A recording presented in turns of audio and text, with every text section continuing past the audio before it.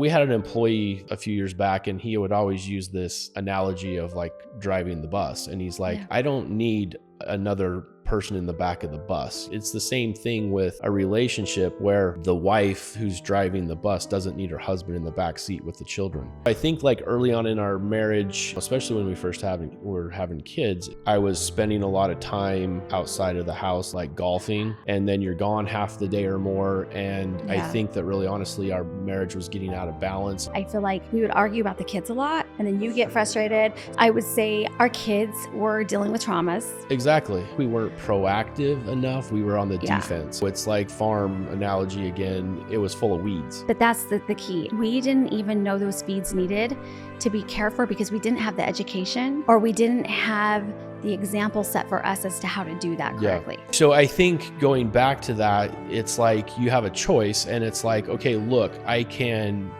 take a look at all of the dirty laundry or whatever you want to call it, and the weeds or whatever, and we can fix this. And I think probably because we watched your parents go through a divorce, I was like, I don't wish that on my worst enemy. And on top of that, it does not make the grass greener on the other side. And so it's like, okay, it's a whole lot easier to like fix the main rooted problem and look in the mirror. And I think that's where the humility comes in, and you have to look at yourself and say, okay, we've got problems that we need to deal with, and they're not terrible, but they need to be fixed. Yeah. When things were really pretty much at their low, I started to realize I got to figure out how to tune in. And as we started to calm down and we started to talk, things shifted.